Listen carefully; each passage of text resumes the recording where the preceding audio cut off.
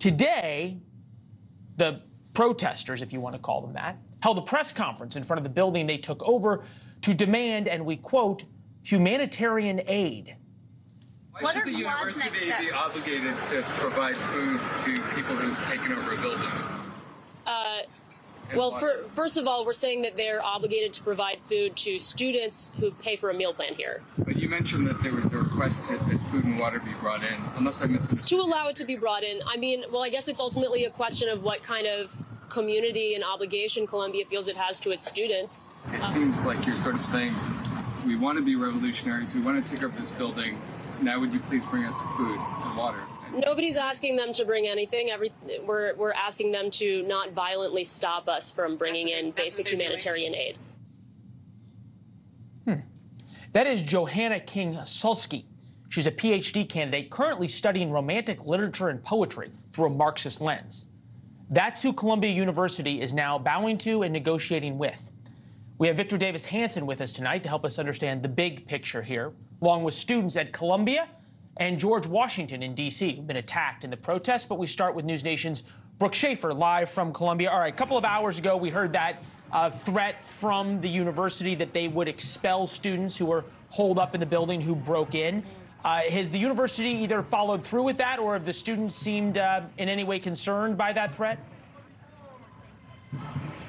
The threat seems to be falling on deaf ears, Leland. I mean, you can see behind me, the protests have not slowed down all afternoon. We have been out here all day long, and this is what we have been seeing. Groups of people outside the gates of Columbia University with signs cheering. Beyond the gates, there are people in an encampment, and then beyond that encampment, as you mentioned, there are people who have taken over one of the buildings on campus. NYPD is out here. We've seen them over the last several hours bringing out extra barricades, potentially preparing for another long night here on the campus of Columbia University.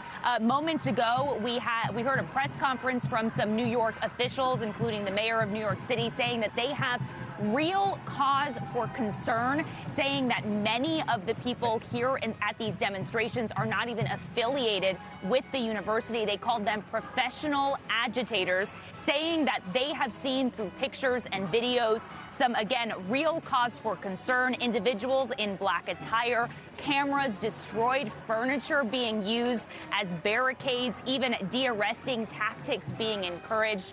So far, nothing has really changed, it seems, in those conversations between university officials and members of this encampment and this occupation here at Columbia University. So far, officials with the university only threatening to expel students and really urging them to stop the encampment by May 15th. That is graduation day, when about 15,000 students and their families are expected here on campus. Leland? Yeah, 2 weeks away. It could be a long 2 weeks. Brooke, we understand that there's a few thousand, perhaps more people from around New York now converging on Columbia. There's video from around there. Just give us a sense, I don't know if your cameraman can zoom out, but give us a sense, the people behind you, are they on campus or they're off campus? We know that reporters have been banned from campus. Just give us a sense of where these groups of people are going to come from. Okay, so for the most part, we've seen people, I mean, really from everywhere, Leland. They've been sort of walking all around. Over that way is Broadway. There have been a lot of police and a lot of activity over on Broadway as well, of course, a major street here in New York City. For the most part, the media and everybody is being kept across the street. There are barricades right next to us, also trying to control the crowd as well. You talked about media being kept off campus. Typically, we had expected today to be allowed to go on campus between 2 and 4 p.m. Eastern. That's typically the window they allow media to go on campus.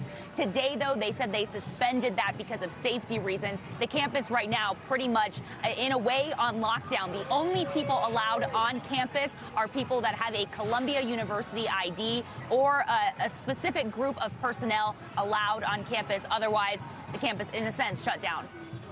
Okay, well, I guess it's shut down in theory, but explain to me this, Brooke, real quick.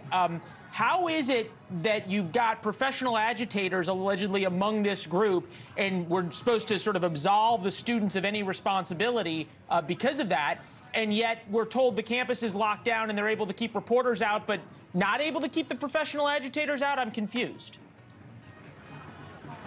Well, look, Columbia University, a private university, right now it is up to university officials to call in the police and to help with this situation. So NYPD continuing to say that they are ready and on standby. We can see them out here in full force. They've got barricades, they've got drones. They have tons of officers out here, Leland, ready to help de-escalate this situation. But until the university says, come on in, they can't do that. Thanks for watching. Go to joinnn.com to find NewsNation on your television provider. And don't forget to click the red subscribe button below to get more of NewsNation's fact-driven, unbiased coverage.